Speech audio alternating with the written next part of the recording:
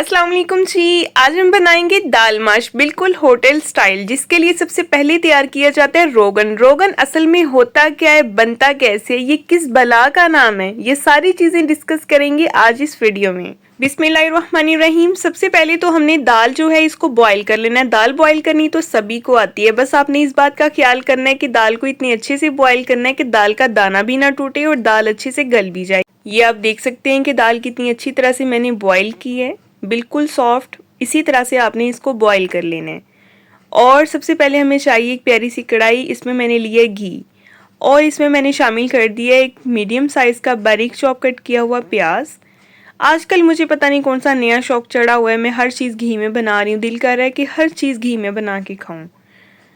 अच्छा जी, आपने प्याज को हल्का सा आपने गोल्डन होने तक वेट करना है। प्याज को बहुत ज़्यादा गोल्डन नहीं करना, हल्का हल्का सा। जैसे ही इस तरह का प्यारा सा सुनहरी सा कलर आना शुरू हो जाए तो इसमें कुछ खड़े मसाले डाल लेंगे। 2 लौंग, 1 बड़ी इलायची, 2 छोटी इलायची और 2 छोटे छोटे से दालचीनी के टुकड़े।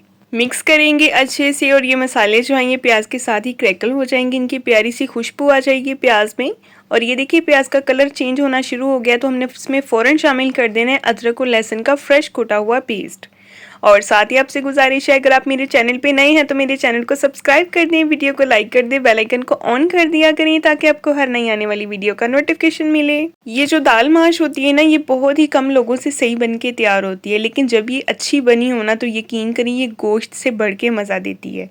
कुछ स्पाइसेस ऐड करेंगे इसमें। 1 टीस्पून नमक, 1 टीस्पून सुरख मिर्च पाउडर, हाफ टी स्पून हल्दी, हाफ टी स्पून जाएगी ब्लैक पेपर पाउडर। अच्छे से मिक्स करेंगे और इस मसाले की हमने अच्छी तरह से भुनाई कर लेनी है। जब इन मसालों की भुनाई हो जाए, प्यारी सी खुशबू आने लग जाए तो हमने इसमें शामिल कर देने हैं टमाटर। टमाटर जो है हमने इनको इसी तरह से ऐड नहीं करना बल्कि इनका पेस्ट बना लेना है। ये मैंने 3 से 4 मीडियम साइज़ के टमाटर लिए थे और उनका मैंने इस तरह से पेस्ट बना के इसमें शामिल कर दिया है। टमाटर का इस्तेमाल इसमें थोड़ा सा ज़्यादा होता है, उससे फ्लेवर बहुत अच्छा आता है दाल का। और अच्छे से मिक्स करेंगे और हाई फ्लेम पे हम इसकी भुनाई शुरू कर देंगे। और ये देखिए आपके सामने ये सिचुएशन है इसकी। मसाला कितने अच्छे से तैयार हो गया है, तो अब आप समझ लें कि ये मसाला नहीं रहा, ये बन गया है रोगन। रोगन इसी बला का नाम है। असल में ये चीज़ जो होती है ना, ये होती है रोगन। ये चीज़ इस दाल के लिए ये जो रोगन तैयार किया जाता है ना, ये बहुत ही स्पेशल होता है और ये दाल को भी बहुत स्पेशल कर देता है। और अब मैंने इसमें दाल शामिल कर दी है। दाल को पहले ही मैंने बॉईल कर लिया था। दाल बॉईल करनी तो सभी को आती है, बस आपने सिंपल इसको बॉईल कर लेना है।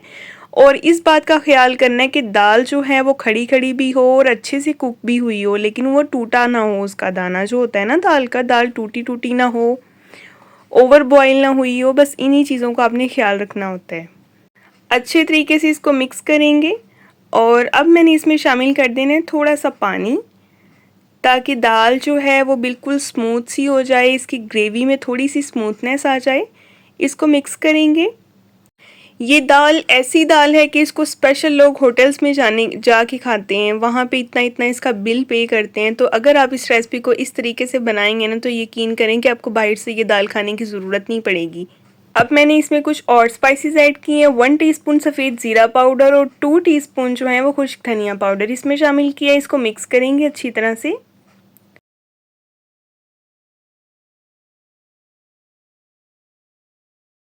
और अब हमने इसमें 1 पिंच के करीब जो है वो मैंने गरम मसाला डाल दिया है और 1 पिंच के करीब ही मैंने इसमें डाल दिया है सूखी कसूरी मेथी। इससे फ्लेवर बहुत अच्छा आता है। बस मुझे ये होता है कि कुकिंग के दौरान इसमें ये भी डाल दो, इसमें ये भी डाल दो, जिससे फ्लेवर बहुत अच्छा आए। वैसे सूखी मेथी ऑप्शनल है, लेकिन आप डालेंगे तो यकीन करें बहुत प्यारी खुशबू आएगी, बहुत अच्छा टेस्ट आएगा।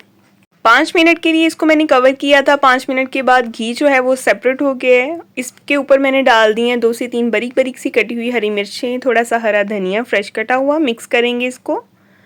और ये देखें जी, हमारी मज़ेदार सी ढाबा स्टाइल जो है वो दाल माश बन के तैयार हो गई है। ये इतनी परफेक्ट रेसिपी है, इतनी ऑथेंटिक रेसिपी है कि जब आप इसको ट्राई करेंगे ना आपको मज़ा ही आ जाएगा। जब आप इसको तंदूर की रोटी के साथ खाएंगे या खमीरी रोटी के साथ या घर की रोटी के साथ जब आप इसको सर्व करेंगे खाएंगे तो आपको बहुत ज़बरदस्त जायका मिलेगा।